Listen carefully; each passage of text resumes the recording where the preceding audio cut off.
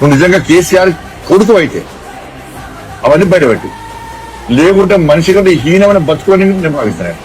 నువ్వు మనిషి అయితే మనిషి పుట్టుక ఊడితే నేను డ్రగ్స్ తీసుకోకుండా మాట్లాడినా అను. బండి సంజయ్, నువ్వు మనిషివైతే జంతువులు కూడా నిన్ను చూసి సిగ్గుపడతాయి. నీ మాటలు వింటే మనిషి పుట్టుక గురించి మాట్లాడుతున్నావు, కేటీఆర్ గురించి మాట్లాడడానికి నీకేం అర్హత ఉంది?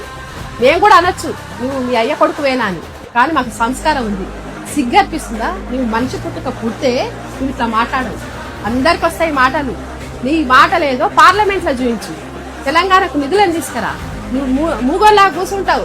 ఒక హిందీ రాదు, ఒక ఇంగ్లీష్ రాదు, ఏ భాష సరిగ్గా మాట్లాడలేను. నట్టుకొని కరీంనగర్ నీ అయ్య సొత్తా? కరీంనగర్కి వస్తే ఇది చేస్తా అంటున్నావు. కరీంనగర్ నీ అయ్య సొత్తా? నీ ఇంటికే నువ్వు కరీంవితే దప్పి మాట్లాడకు.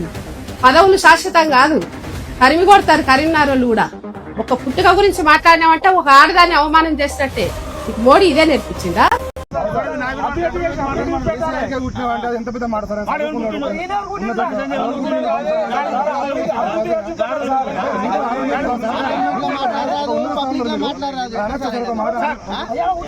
బండి సంజయ్ జంతువులు కూర్చున్నా మనుషులు కూర్చున్నా మాట్లాడదు సార్. యాక్చువల్లీ చెప్పాలి, మీరు నోరు దగ్గర పెట్టుకున్నా లేకుంటే సిరిసిల కాడ ఉరికించి కొడతారని చెప్పాలి.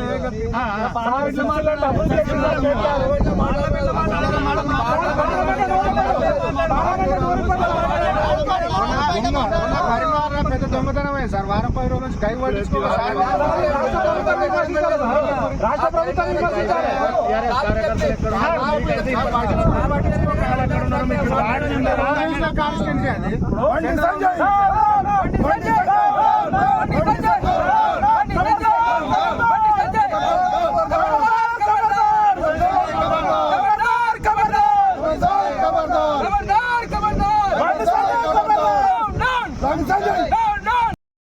నువ్వు నిజంగా కేసీఆర్ కొడుకు అయితే అవన్నీ బయటపెట్టి, లేకుంటే మనిషి కంటే హీనమైన బతుకుని నేను భావిస్తాను.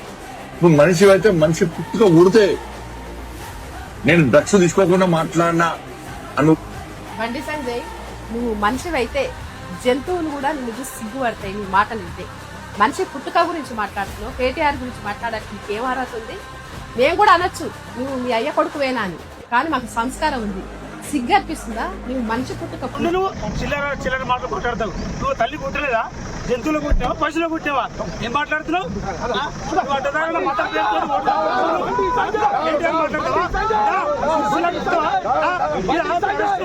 కేంద్ర మంత్రి డబ్బు ఉంటే